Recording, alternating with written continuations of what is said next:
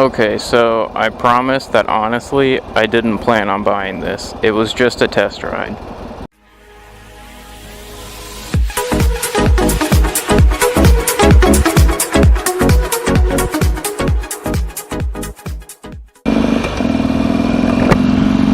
Okay, so now that I have a little bit more seat time on this sucker since I bought it, I think I will be able to compare it to the Roadster better, having owned the Roadster for a while.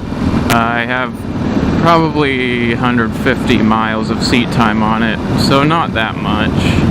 And my buddy from work has a Roadster, so we're gonna go on some rides. So you haven't seen the last of a Roadster on this channel. He got the red one I was looking at. Funny story is, he was watching my YouTube videos and he didn't even know it was me, and that's what persuaded him to buy the Roadster. And only afterwards, when I saw a Roadster in the parking lot and found out it was his, did I say, hey, I used to have one of those, I had a YouTube channel. First of all, I've already noticed that most people don't know what this is. Even Harley riders, like hardcore Harley fans, don't even know what it is. I sat on my pal's Roadster for the first time in over a year, and compared to this, it feels a lot skinnier. It sits lower. The seat height and tank height and everything on this is higher. It's noticeable when they're sitting next to each other. The Roadster feels skinnier too, because this tank is wider, it's a different shape, the seat's wider. This is a million times more comfortable than the Roadster. The Roadster seat is hard as a rock, and that is also apparent as soon as you sit down. You could always change the Roadster seat, but I think I've never seen another seat on a Roadster that I liked. The seat is one of the main style factors that makes it look as good as it does. Coppers all over the place.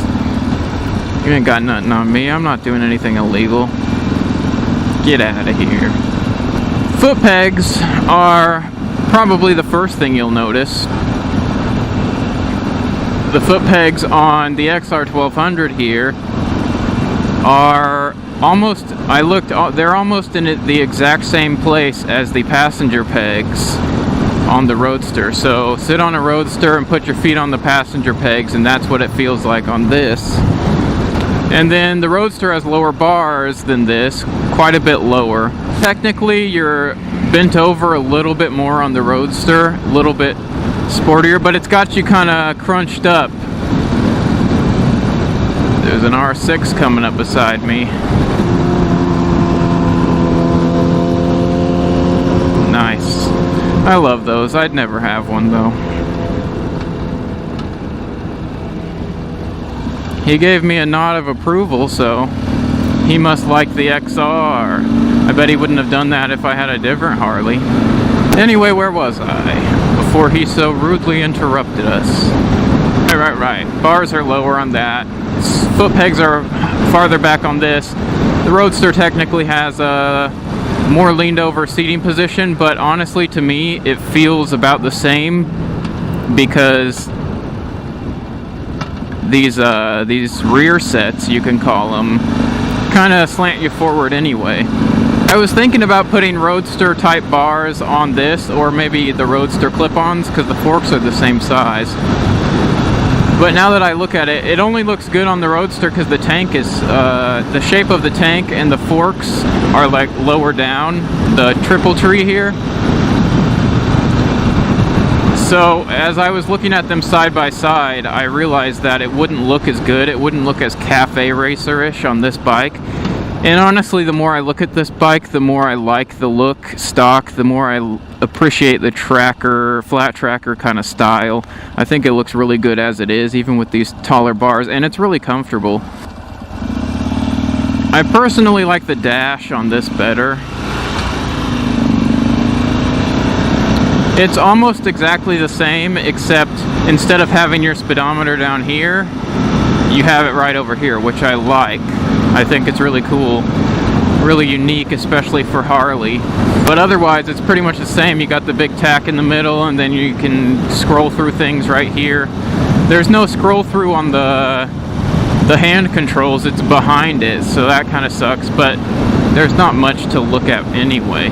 Wise, the suspension, I don't really notice a difference. What I do notice is it's a little bit harder to get into a corner on this. It's less willing to dip into a corner quickly.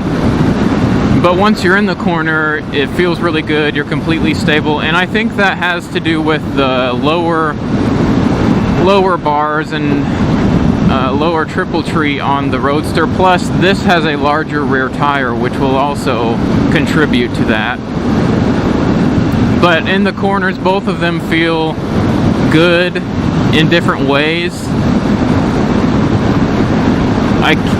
I feel like this bike might be smoother over rough terrain, but that's just, I don't know for sure. I haven't ridden the Roadster in a while. They sound pretty similar stock. This is definitely louder stock. Might sound a little bit better. Another thing about the corners, way more lean angle on this thing because the pegs are higher up, and that gives you a lot more confidence, and it's really nice. Mirrors on this are very usable. I can see behind me. I have an issue with my mirrors I'll get into in a different video, but the mirrors on the Roadster, you're kind of looking at your shoulders from what I remember, and on this you can see behind you very well. It's probably due to the higher bars upright position. Roundabout. This is like the most exciting part of my commute. Now there's some curves up here.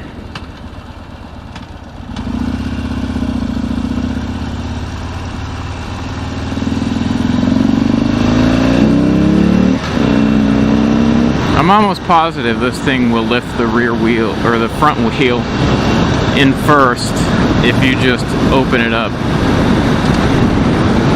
It feels like it wants to. I haven't tried it yet. Power-wise, it's quite a bit different than the Roadster. This thing has immediate power. It's very fast. It's a lot faster than the Roadster.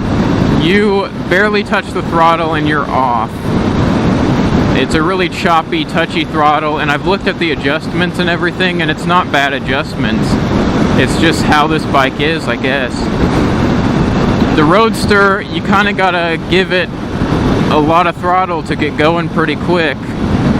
So in that aspect, it's kind of just what you like better. Do you like being able to slowly open it up a little bit and just progressively pick up speed as you twist the throttle, or do you like all the power right there immediately?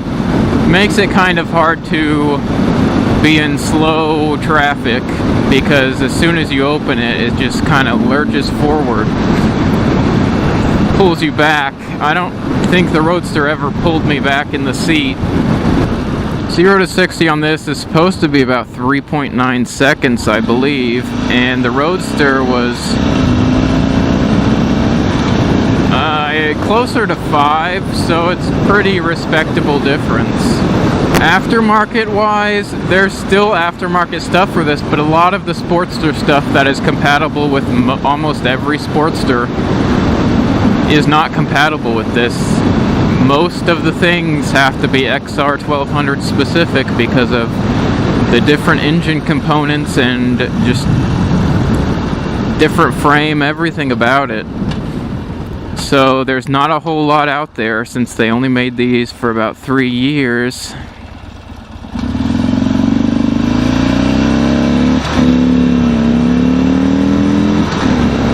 You can still get the Harley upgraded suspension. Some of the Roadster parts like clip-ons and such work on this. You can still get some exhausts. There's different exhausts. This bike was really popular in Europe, so a lot of European companies still make stuff like a high-flow, stock-looking airbox.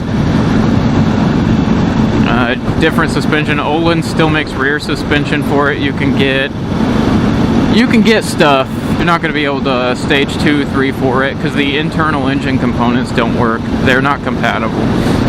And you're not really going to find that kind of stuff. The price on the aftermarket things are pretty high also, compared to equivalent Roadster aftermarket parts. And then really, the last thing, looks. I think the Roadster looks incredible. And that was the only thing. I wanted my Roadster back, but I also love this. The looks were the only thing that I was unsure about. But this orange color isn't the greatest color, I think. The denim silver they have is really nice, or the denim black, or the denim white. Those are all really nice colors on this bike. The more I look at it, the more I appreciate its style. It's not the same style as the Roadster. It's flat tracker, it's not cafe racer throwback. So honestly, I think the Roadster looks better, but I think this still looks good, and it looks better in a different way, if you get what I'm trying to say. I think this is a good looking bike. It's unique. Sitting on both of them, I like the view from the cockpit of the Roadster better. I was looking at some old videos of mine, and it looked really awesome, just your view. And part of that was like the denim black with the red stripes. Just got one additional point between the Roadster and the XR1200 as I film some close-up shots. That would be the cost.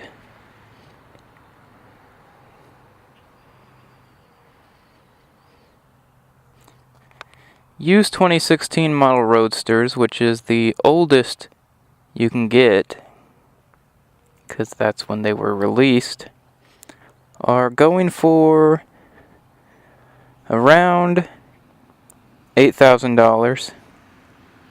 Now you may be able to get them cheaper than that, I don't know. But I do know that that's what they're being listed for. $8,000 to $9,000, sometimes more. These things are being listed for around $6,000 to $7,000. Now, that's not a huge difference, but these things are going up in price right now. Just a year ago, they were worth about $1,000 less than they are now. And I highly suspect that they're going to go up in price a lot more. Just like the Ducati Sport 1000s that were only sold for about 3 years, around the same time as these. Whereas the Roadster is still being made, and it's still depreciating. So I don't think you'll get any sort of return if you decide to sell later. Also, if you're going for a new Roadster, those usually go for, after some haggling, low 11,000 range. So in conclusion, if you are going straight for looks, you might want the Roadster.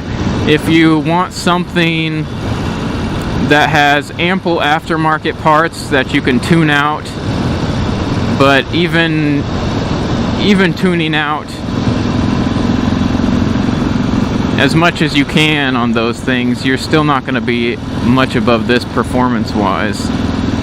But if that's your thing, tinkering and tuning, you might want to go with the Roadster. Or if you don't have a lot of money, you probably want to go with the Roadster, since aftermarket parts for this are kind of ridiculous. If you want nice, easy, progressively fast, roll-on throttle, decent speed, you might want to go with the Roadster. If you want more comfortable, you'll definitely want this, unless you change the Roadster seat, but like I said, don't do that. But if you're looking for crazy, full-on torque and horsepower right off the bat, fast, fun, unique, higher seating position, flat tracker, higher bars, more comfortable, better foot pegs for sure, then you're gonna want to go with the XR1200 because it's an awesome bike. The Roadster is an awesome bike. Those are the only two Harley bikes I'd ever buy, and I've owned both of them. That's my opinion from owning both. If you have any questions, let me know.